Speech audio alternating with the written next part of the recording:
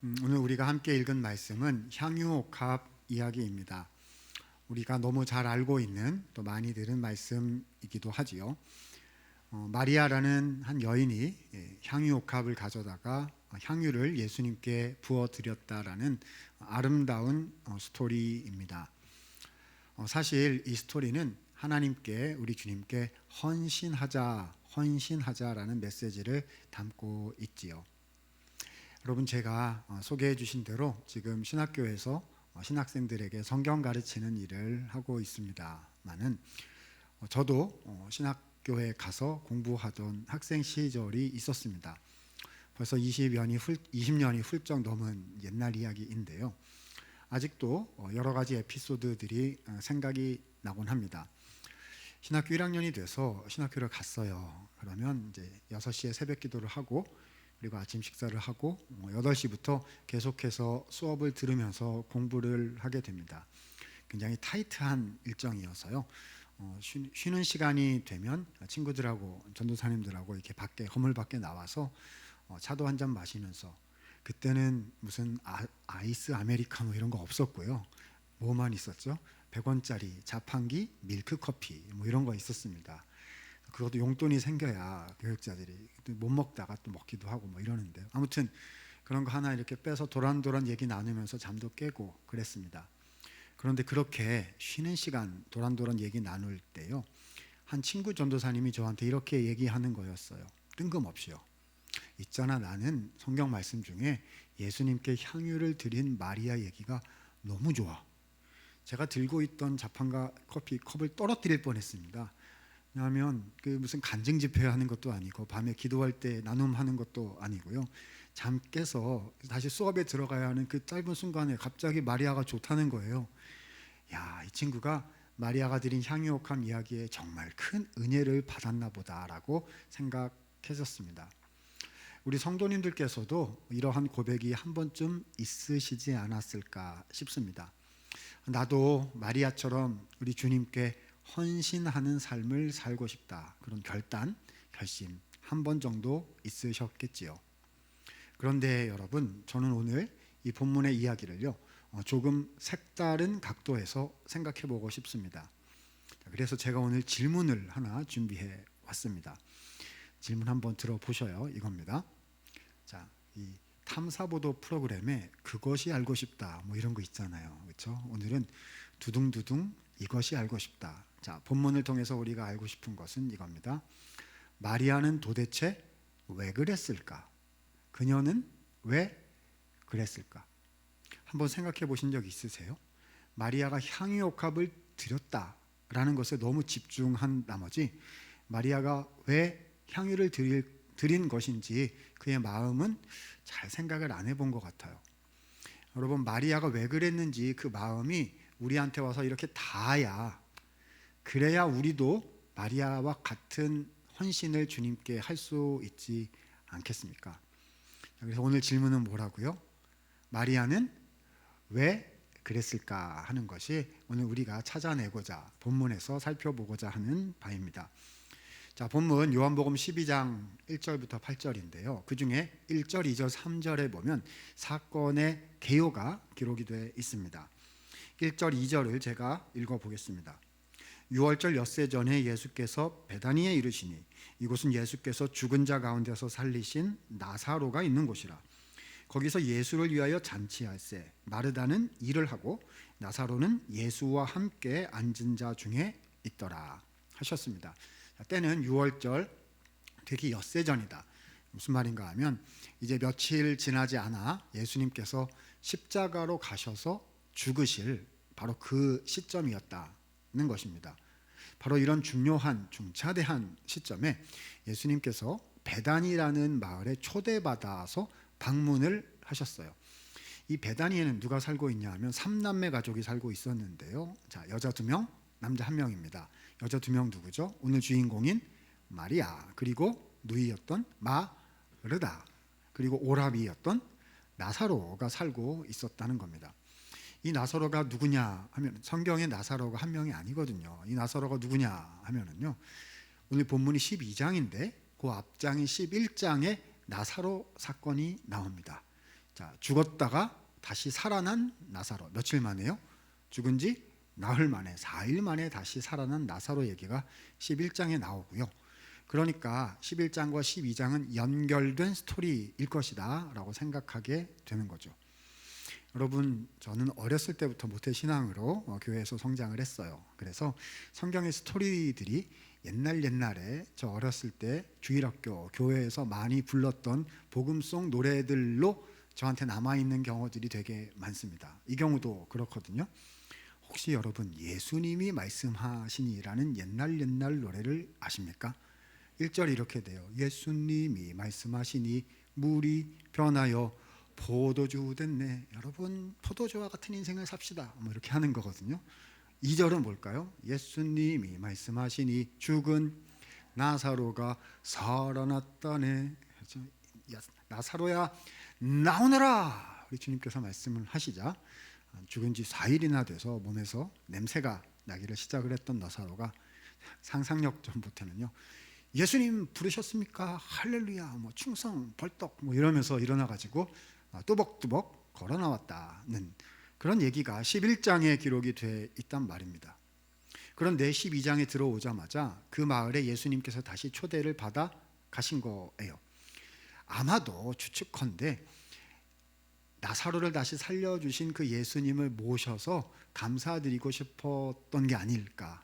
잔치 열렸네, 마을 잔치 열렸네, 이런 분위기였을 것 같습니다.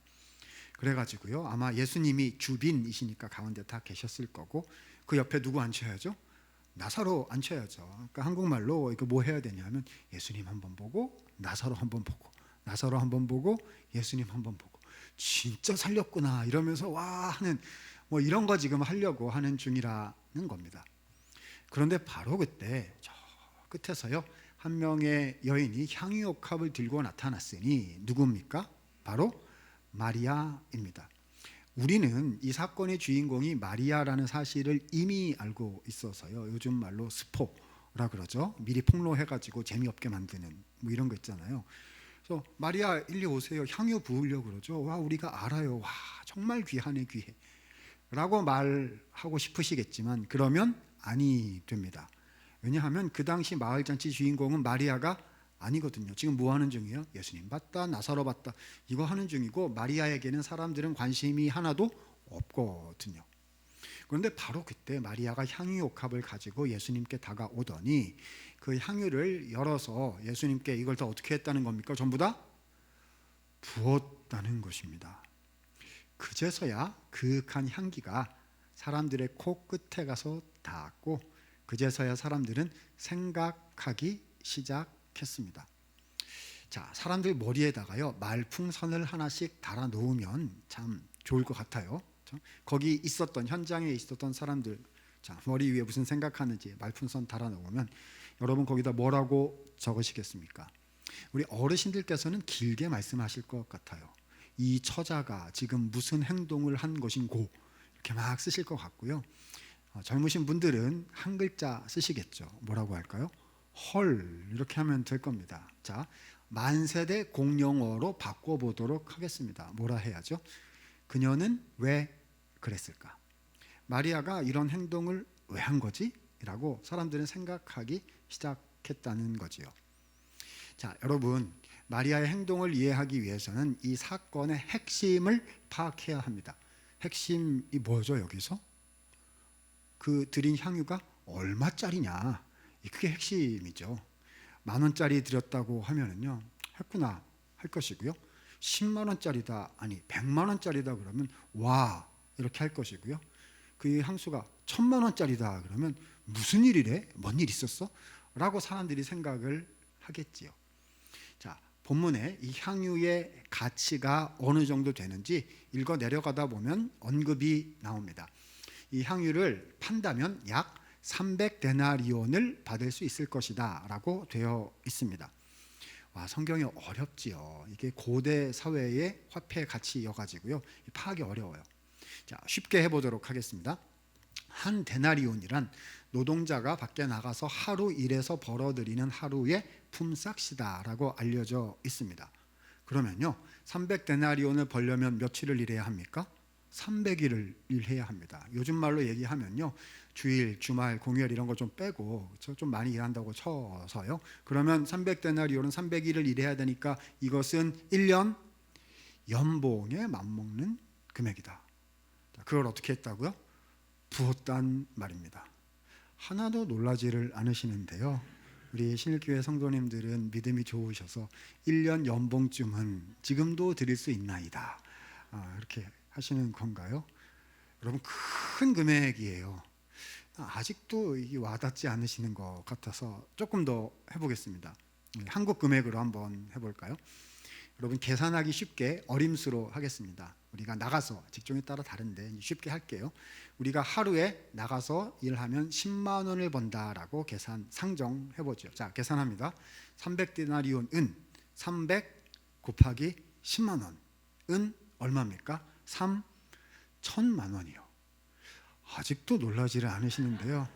3,000만 원을 어떻게 했다고요? 한 번에, 몇 초 안 걸렸을 거예요. 한 번에 이렇게 부었다는 겁니다. 그죠? 말이 3,000만 원이지요. 여러분, 고대 사회의 여성의 사회 경제적인 그 당시의 위치를 생각해 본다면 이것은 아마도 마리아가 가졌을 전 재산이었을 것이다 라고 해도 과언이 아닐 겁니다. 여러분, 어떻게 한 거라고요? 이 여자가요?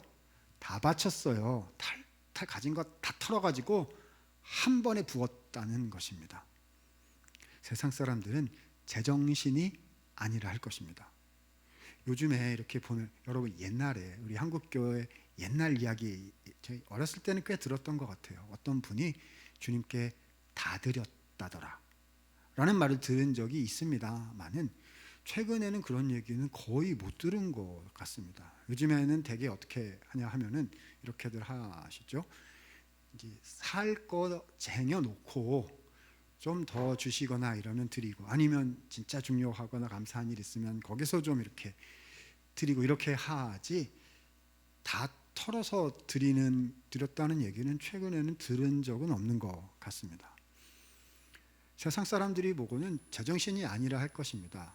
그렇죠? 30데나리온, 100데나리온 드릴 것이지 왜 다 드렸노? 하겠지요. 여러분, 마리아는 무슨 마음으로 이런 행동을 한 것일까요? 점점 더 궁금해지기만 합니다. 자, 가설을 하나 세워 보겠습니다. 마리아가 이렇게 힘에 지나도록 주님께 표현한 것은 죽었다가 다시 살아난 예수님께서 오라비 다시 살려주셨잖아요. 그렇죠? 거기에 대한 감사의 뜻을 표한 것이다. 제목을 붙이자면 오라비 부활 감사 헌금. 여러분, 헷갈리시면 안 돼요. 부활절 감사 헌금 말고요. 그거는 봄에 하는 예수님이 부활하신 거 감사하는 거고요. 이거는 누구죠? 내 가족 중에 누가 죽었다가 다시 살려주셔서 감사 헌금 드렸다는 겁니다. 예를 들면 이런 거죠. 자, 내 가족 중에 누가 갑자기 돌아가셨어요. 너무 젊어서. 근데 얼마요? 3,000만 원 내면 죽은 사람 다시 살려주고, 예전보다 더 건강하게 해주고, 성경의 이름도 나오게 해주고, 죽은 나사로가 살아났다네 노래에도 나오게 해주고. 여러분, 하시겠어요? 안 하시겠어요? 안 하신다고요? 돈이 더 중요하다고요? 그렇죠? 아닙니다. 대부분 어떻게든 돈을 마련해서 이렇게 하려고 하실 거예요. 그럴듯합니다. 그래서 했나 보다. 그러나 여러분, 조금 더 생각해 보면 그것도 맞지는 않습니다. 그런 뜻으로 예수님께 드리고 싶었으면 어떻게 하면 될까요? 요즘 말로 표현하자면 은행에 가가지고요, 신권 주세요 이렇게 수표나 현금이나 이렇게 해서요, 깨끗한 봉투에 정성스럽게 이렇게 넣어가지고 손글씨로 편지 써가지고 예수님께 드리면 좋잖아요. 주님의 복음 사역을 위해서 귀한 곳에 써주세요. 이거 저 전 재산인데 감사해서 드리는 거니까 그렇게 써주시고, 그리고 주님 너무 고생하시는데 가끔은 좀 맛있는 것도 제발 챙겨 드세요. 제자들도 좀 밥도 사주시고, 뭐 이렇게 해서 드렸다면은요, 마음도 표현할 수 있고 이 금액을 다른데 귀하게 쓸 수도 있고 얼마나 좋습니까? 그런데 이 마리아는 이런 반구 예수님과 상의도 없이 자기 혼자 가가지고 향수를 샀어요. 그래가지고 그걸 들고 와가지고는 예수님한테 붓더니 울더니 머리칼로 닦더니 이랬단 말입니다. 왜 하필이면 이런 방식의 행동을 선택을 한 것일까요? 라는 의문이 계속 들 수밖에 없는 거죠. 여기까지가 1, 2, 3절의 개요입니다. 막 더 궁금해져요. 그런데 오늘 본문은요 4, 5, 6절에 아주 특수한 방향으로 우리를 인도해 갑니다. 자, 마리아 얘기를 여기서 멈추시더니 4, 5, 6절에는 두 번째 등장인물을 우리한테 보여주세요. 그 등장인물이 누구냐 하면은요, 아마 우리 성도님들께 성경에서 제일 미운 놈 하나만 골라라 하면 아마 이 사람 고를 거예요. 이름이 유다인데요. 또 앞에 발음도 힘들어요. 가룟 유다. 뭐 한 사람입니까? 예수님을 팔아넘긴 배반자 아니겠습니까? 근데 이 사람이요 마리아랑 똑같은 세절 분량으로 4, 5, 6절 주인공으로 나온단 말입니다. 인생은 분량 아니겠습니까? 가룟 유다는 빼버렸으면 좋겠는데 세절 분량이나 나와요. 어떻게 해야 되죠? 그래도 우리는 말씀에 집중해야 합니다. 말씀이 그렇게 기록된 데는 하나님의 귀하신 뜻이 있을 것이기 때문이지요. 자, 4, 5, 6절에 이 유다가 무슨 말을 했는지 살펴보도록 하겠습니다. 자, 12장 5절 말씀. 12장 5절 말씀에 보면 이렇게 기록합니다. 유다가 한 얘기예요. 이 향유를 어찌하여 300데나리온에 팔아 가난한 자들에게 주지 아니하였느냐라고 마리아를 꾸짖었다는 것입니다. 말이 길죠. 쉬운 말로 바꿔볼까요? 아깝도다 라고 말한 거죠. 여러분, 이 유다의 언급 300데나리온에 팔아서 구제 헌금으로 쓸 수 있었을 텐데, 이 유다의 논점은요 지금까지 제가 말씀드려온 상식적이고 합리적인 판단과 일치합니다. 예수님께 마음을 드릴 뿐만 아니라 실제로 사용할 수도 있도록 드렸으면 좋지 않았겠느냐라는 거거든요. 그러나 여러분, 사실상 유다의 진짜 마음은 이런 것은 아니었고 전혀 다른 데 마음이 가 있었다는 것을 본문 4절 말씀, 6절 말씀이 밝히 보여주십니다. 4절에 보니까요, 제자 중 하나로서 예수를 잡아줄 가룟 유다가 말하되, 자, 그는 장차 예수님을 배반할 자였다 알려주시고요. 6절에 보니까 유다가 이렇게 말하면 가난한 자들을 생각함이 아니요 그는 도둑이라 돈꾀를 맞고 거기 넣는 것을 훔쳐가는 자였기 때문이다. 유다가 어떤 자인지 알려주시는 거예요. 예수님의 사역팀에서 재정을 담당하고 있었는데 재정이 들어오면 주님 앞에 이렇게 바르게 사용하고 공정하고 투명하게 이렇게 잘 써야 되는데 어떻게 했다는 겁니까? 이렇게 들어오면 어떻게 했다고요? 자기 마음대로 사용을 개인적으로 이렇게 했다는 거지요. 여러분, 우리가요 유다가 나쁜 놈이다라고 미리 생각하고 있기 때문에 그럴 수 있겠다라고 볼 수 있는데, 그러면 안 되십니다. 왜죠? 우리는 이 사건 현장에 있어서 아직 유다가 예수님을 팔아 넘길 자라는 것을 아직 알지 못하는 채로 현장에 있다라고 생각하고 본문에 참여하는 방식으로 읽었으면 좋겠어요. 여러분, 당시에 유다가 어떤 사람이었습니까? 그는 12제자 중에 한 명이었어요. 12제자가 누굽니까? 예수님의 3년 공생애 동안 모든 것을 다 버리고 전적으로 예수님을 따랐던 헌신자였단 말입니다. 여러분, 말이 3년이지요. 예수님 따라 나섰을 때 그것은 평생을 각오하고 따라 나선 거였을 거고요. 다 버리고 예수님을 따라 나섰단 말입니다. 우리는 좀 남겨두고 주님께 헌신하려고 하나, 유다는요 정말로 다 버려놓고 주님을 따라갔던, 요즘 말로 하면 헌신자 중에 헌신자가 바로 유다였다는 거지요. 그런데요 오늘 본문에 보니까 이 유다가 변했습니다. 변했어요.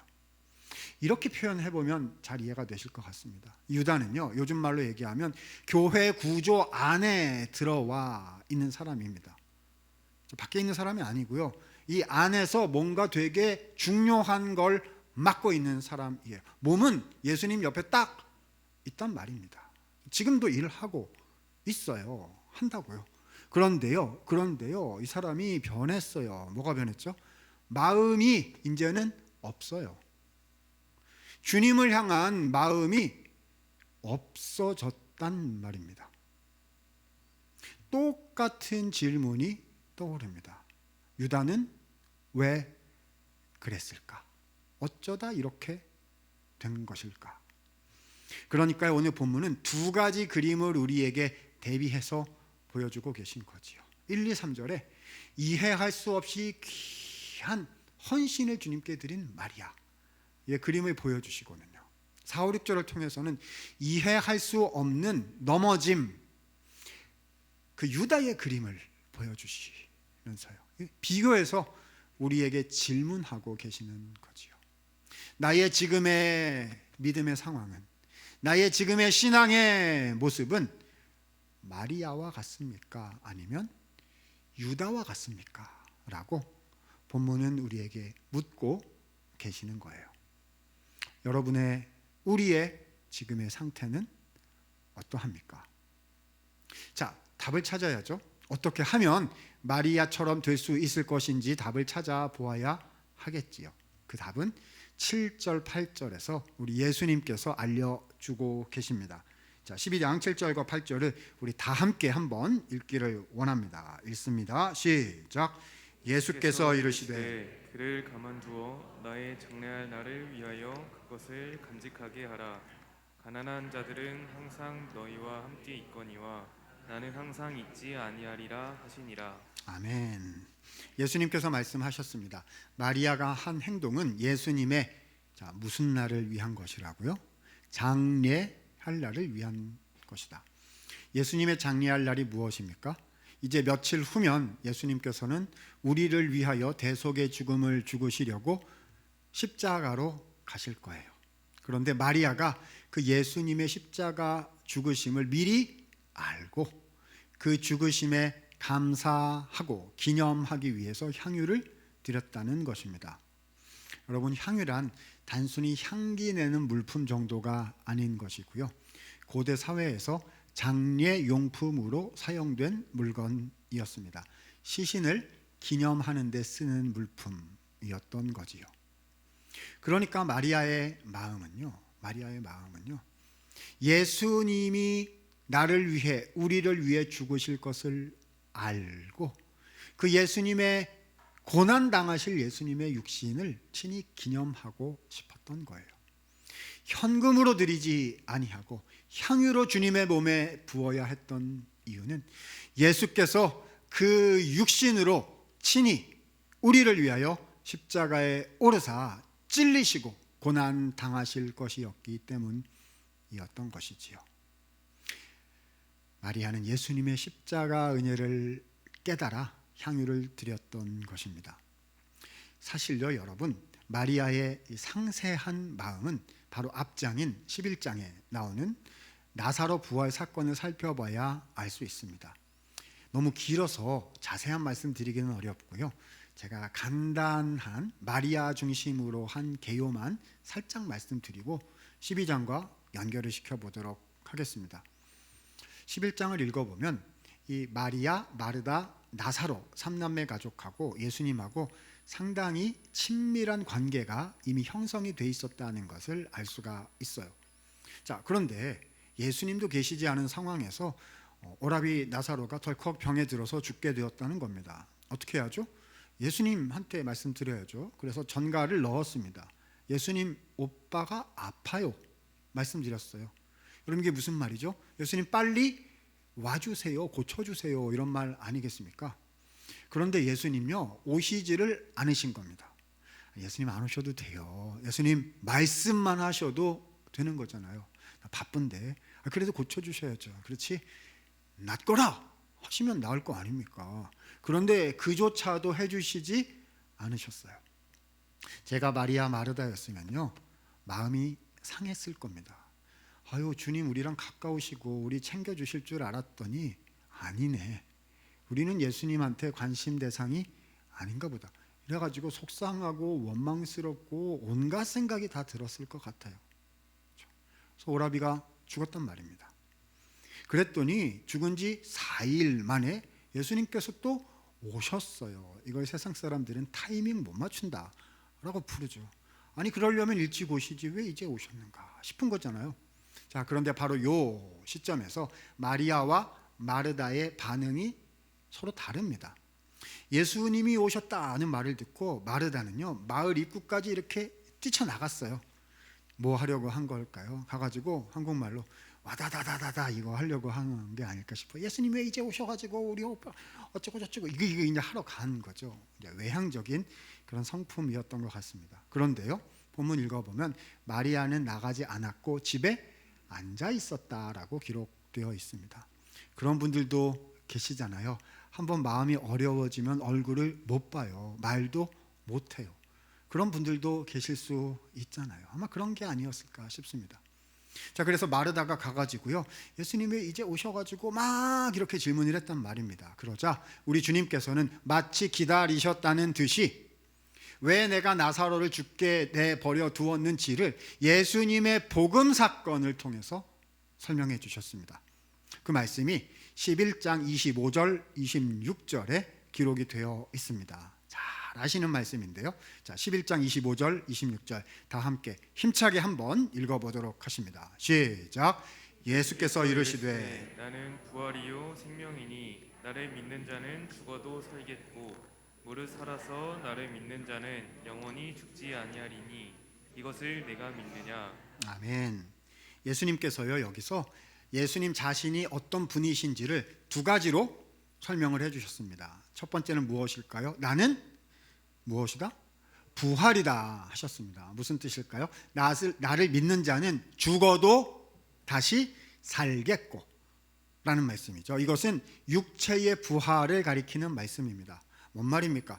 나사로가 죽었다고 이제 내가 다시 살린다, 이런 말씀이죠. 끝이 아닙니다. 내가 곧 너희를 위하여 십자가에 죽을 것인데 그것이 나의 죽음이 끝이 아니고 나는 3일 만에 다시 부활할 것이다. 그리고 이 나의 이름을 믿는 모든 믿음을 가진 자들은 죽어도 다시 사는 부활을 경험하게 될 것이다. 나는 부활이다. 두 번째 또 말씀하셨습니다. 더 중요하죠. 부활 정도가 아니라 나는 무엇이다? 생명이다. 그 다음 절에 설명이 되어 있지요. 무릇 살아서 나를 믿는 자는 영원히 죽지 않을 것이다. 이것은 육체의 부활을 뛰어넘는 영원한 생명, 영생을 가리키는 말씀인 거지요. 내가 나사로 사건을 통해서 다시 보이고자 하는 것은 육체의 부활뿐 아니라 나의 이름을 믿는 너희에게 내가 영원한 생명을 주는 구주임을 알게 하려는 것이다. 이것을 위해서 나는 이제 십자가로 가노라 라고 말씀하신 거지요. 근데 이 말씀을 누가 들었단 말입니까? 마르다가 들었고 마리아는 어디요? 집에 있었다는 거죠. 이 말씀을 듣고 난 후 마르다가 집으로 막 가요. 그리고 마리아에게 이렇게 말했습니다. 예수님이 너를 찾으신다. 아마도 우리 주님께서는 이 마리아를 챙기신 것 같아요. 저의 상상, 본문에는 없는 저의 상상인데요. 아마도 나는 부활이요 생명이니 이걸 하셨는데 누구만 있어요? 마르다만 있고 마리아는 없으니까 마리아 좀 데려와라 이렇게 하셔가지고 마리아 오면 뭘 한 번 다시 하는 거죠. 그렇죠? 두 번째 무대 하시는 거죠. 나는 부활이요 나는 생명이니 이것을 내가 믿느냐. 왜요? 마리아가 지금 오해하고 있잖아요. 예수님이 자기 사랑 안 한 걸로 오해하고 있으니까 말씀해 주시려고 한 것이 아닐까 싶어요. 그런데 사건은 그렇게 진행되지 않았습니다. 마리아가 와서 예수님 왜 이제 오셨습니까? 라고 말하자마자 이 마리아의 성품인 거죠. 그렇죠? 주님 앞에 서니까 그냥 눈물이 왈칵 쏟아진 거예요. 그걸 보시고서는 주님이 그래 가자 하시고서는 무덤 앞으로 가셔서 나사로야 나오너라 말씀하셨고 나사로가 벌떡 일어나 나왔고 사건은 마무리 급 종결되고 예수님은 떠나셨다. 이렇게 끝납니다. 그러니까요, 마리아는 부활 생명 예수님의 말씀을 전해 듣지를 못하고 사건이 끝나게 된 거지요. 여러분, 마르다가 마리아에게 이 부활 생명 말씀을 전달했을까요? 안 했을까요? 저는 분명히 했을 것이라 생각합니다. 왜요? 동생이 오해하고 있잖아요. 분명히 전달했을 겁니다. 무슨 말이냐? 마리아가 늦게 알게 된 거지요. 예수님께서 이렇게 하신 것은 나를 사랑하셔서이구나. 그냥 오라비 나사로 다시 살리시는 정도 하시는 게 아니라 우리 주님은 이 부족하고 못나고 죄로 가득한 이 불쌍한 인생 나를 위하여 십자가에 가셔서 죽으신다는 말씀이구나. 내가 그 은혜를 몰랐구나. 이제 그 은혜를 알겠습니다. 이것이 마리아의 마음이었을 거예요. 그러면 어떻게 해야죠? 주님께 이제 알았다고 말씀을 드려야 하는데요, 주님은 떠나고 안 계시잖아요. 그런데 웬일입니까? 예수님께서 초대를 받아서 베다니 마을에 다시 방문을 하신 거예요. 가서 말씀을 드려야죠. 근데 말씀드릴 자신이 없어요. 가면 그냥 또 눈물이 왈칵 이게 될 거니까요. 말씀을 못 드리겠어요. 그래도 말씀드려야죠. 그래서 어떻게 했습니까? 주님이 보시면 아실 곳으로 가서 주님의 죽으심을 기념할 수 있는 향유를 산 거죠. 그리고 가지고 와서 주님 앞에 눈물로 그 향유를 드렸던 것입니다. 말씀드린 거죠. 주님, 저 이제 알았어요.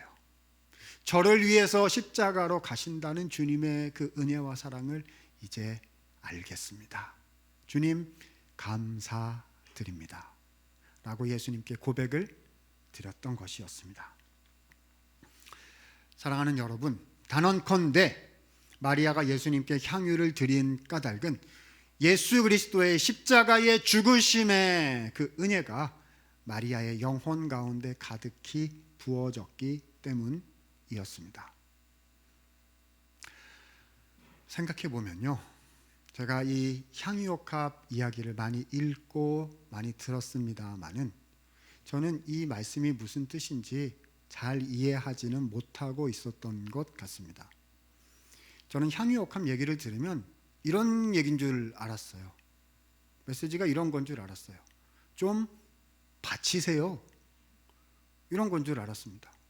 마리아는 향유를 드렸는데 당신은 지금 무엇을 드리고 있습니까? 드리세요 라는 메시지로 이해가 됐어요. 시간으로 헌신하십시오. 재정으로 헌신하십시오. 봉사로 헌신하십시오. 금년에 2주 정도 빼서 교회 일, 선교 일 합시다. 은퇴하시면 그러면 주님의 일 해야 하는 거 아니겠습니까? 뭐 이런 바치세요라는 메시지로 저는 이해를 했어요. 그런데 그렇지는 그런 메시지인 것은 아닌 것 같습니다. 여러분, 오늘 본문의 내용을 한 줄로 요약을 하면 이렇게 표현할 수 있을 것이라고 보여집니다. 한번 들어보세요. 한 줄로 요약해 볼게요. 향유 옥합을 깨뜨리신 예수님.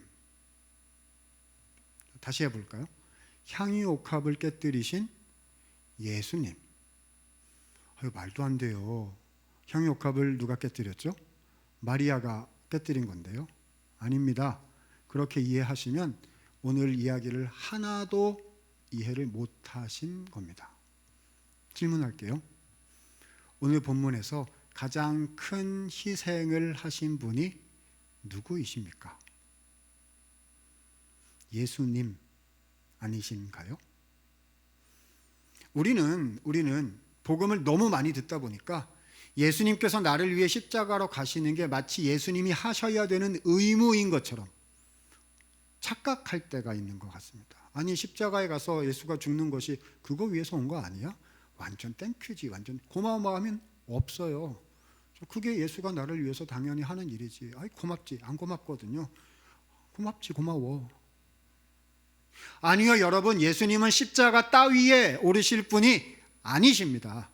그분은 하늘의 보좌에서 영광 받으시기에 합당하신 분이시고요, 죄가 없으시며 의로우시고 거룩하신 살아계신 구주, 왕, 재판장이세요. 그런데 나 같은 인생 사랑하셔서 나를 건지시고 부활과 생명을 주시려고 그분은 십자가로 가셨습니다. 오늘 본문에서요, 깨어진 진짜 옥합이 무엇일까요?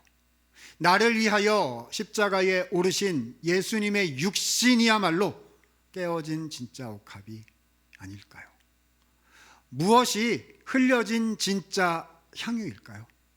나를 위해 흘려주신 예수님의 존귀하신 보혈이야말로 흘려진 참 향유가 아니겠습니까?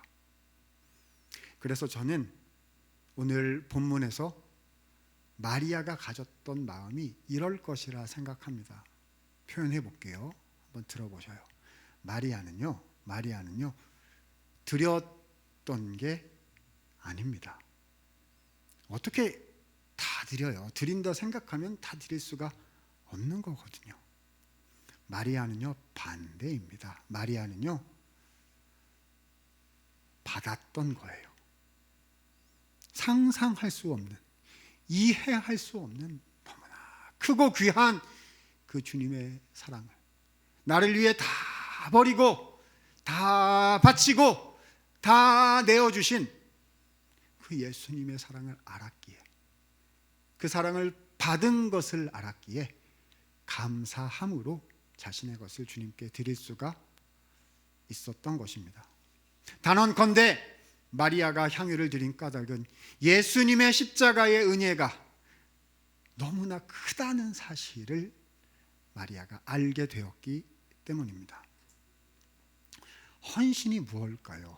여러분, 교회에서 말하는 헌신은요, 내가 교회를 위해서, 내가 주님을 위해서 무엇을 했는지 세어보는 그런 게 아닙니다. 헌신의 출발점, 헌신의 가치는 그냥 딱 하나예요. 무엇입니까? 예수님이 나를 사랑하셨습니다. 예수님이 나를 위하여 모든 것을 내어 주셨습니다. 거기서부터 진짜 헌신이 시작되는 것입니다. 그러니까 받은 인생이라는 것을 아는 데서 출발하는 거지요. 여러분, 이렇게 말씀을 드리면요, 저는 설교할 때 그런 마음이 가끔 들어요. 내가 청중석에 앉아 있으면 저 얘기를 듣고 어떤 생각이 들까? 제가 청중석에, 저는 설교하러 단상에 올라오지만 마음은 항상 앉아 있다고 생각하거든요. 제 얘기하는 것이 아니고 하나님 말씀을 같이 듣는 시간이니까요. 저는 제가 이런 얘기를 설교를 통해서 듣게 되면 저는 그 설교자한테 물어보고 싶어질 것 같아요. 맞는 얘기 같는데요, 그런데 당신은 그게 잘 되세요? 주님을 위해서 헌신하고 막 이렇게 하면서 그게 나는 많이 바쳤다라는 생각이 안 들고 나는 받았다라는 생각이 진짜 그게 되세요? 라고 물어보고 싶어질 것 같습니다. 잘 안 돼요. 잘 안 됩니다. 특히 주님을 위해서 헌신하고 기도하고 드려보신 분들은 이게 무슨 말인지 아실 거예요. 잘 안 돼요. 그래서 주님이 늘 가르쳐 주시고 바로 잡아 주시고 깨닫게 해주시고 늘 그러세요. 그래서요, 여러분, 주님께서 저의 잘못된 모습을 바로 잡아 주신 간단한 이야기 하나 말씀드리고 설교를 마치려고 합니다. 제가 신학교 처음 갔던 20년도 더 됐던 그때의 얘기입니다.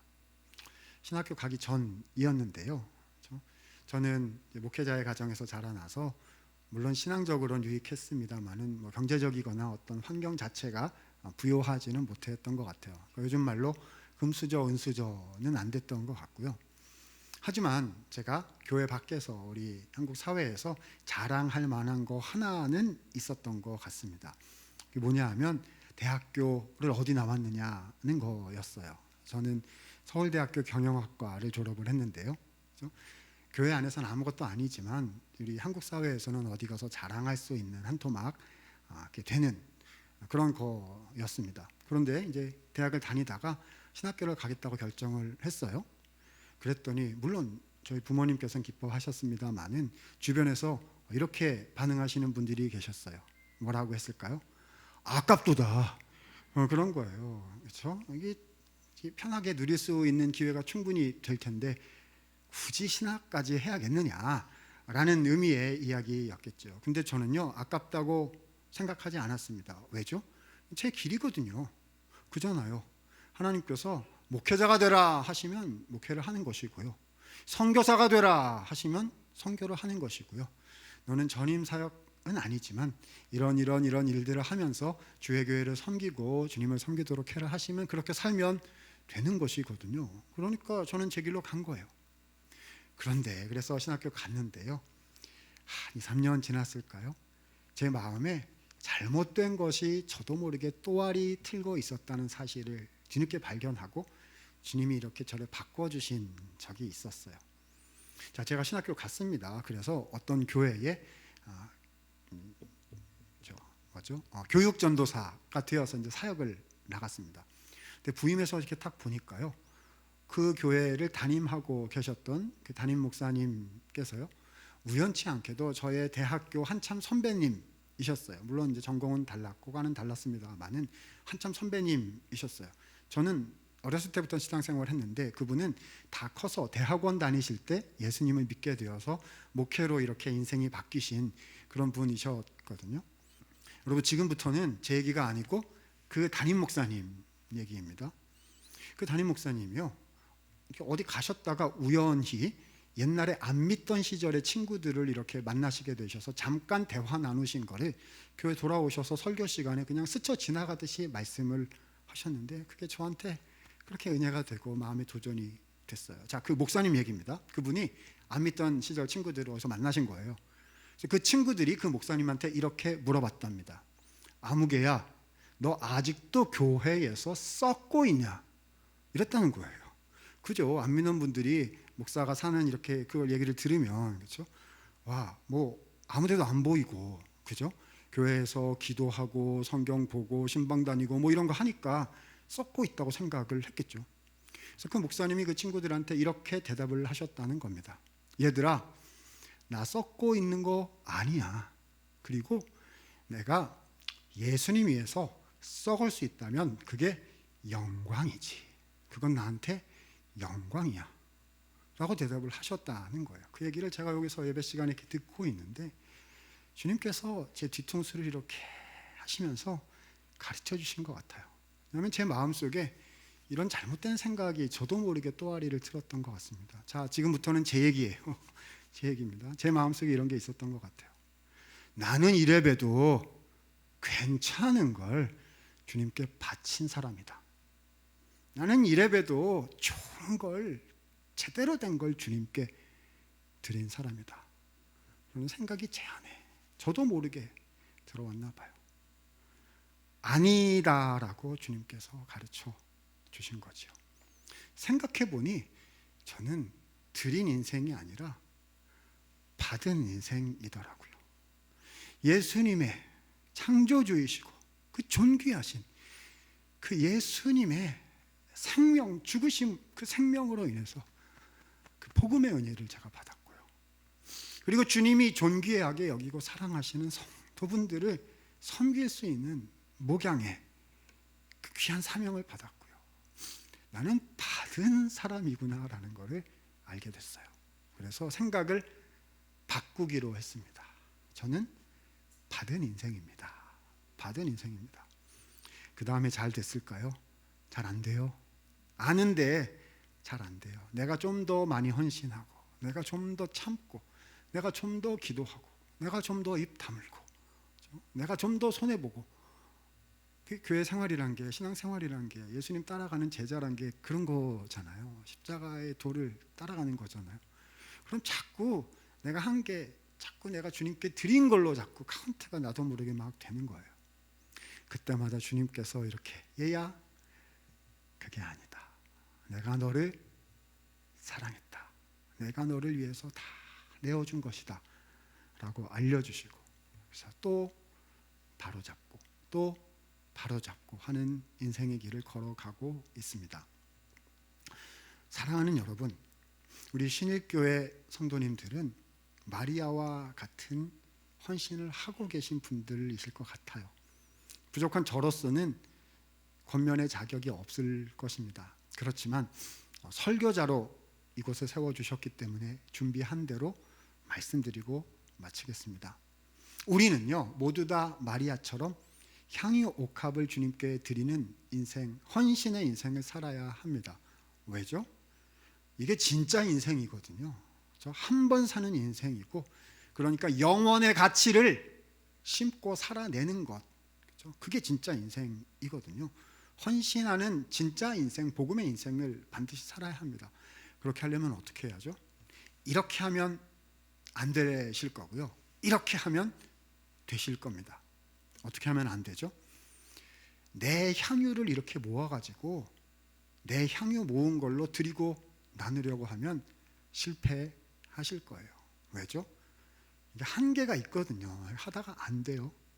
그리고 힘들여서 그거 이렇게 하다 보면 나중에 무슨 생각만 드느냐 하면요, 내가 제일로 많이 희생했다, 내가 제일 많이 드렸다는 생각만 남으시고 마음이 어려워지실 거예요. 그렇게 하면 안 돼요. 어떻게 해야 되죠? 이렇게 하는 겁니다. 향유는요, 하늘의 향유를 받아서 그것으로 나누고 그것으로 드리는 것입니다. 나를 향하신 주님의 사랑이 너무 큰 것이 늘 깨달아져서 주님의 그 크신 사랑이 내가 주님을 위해서 한 것들보다 훨씬 더 커 보일 때, 그때 우리는 진짜 향기 나는 헌신의 인생을 살아갈 수 있게 되는 것이지요.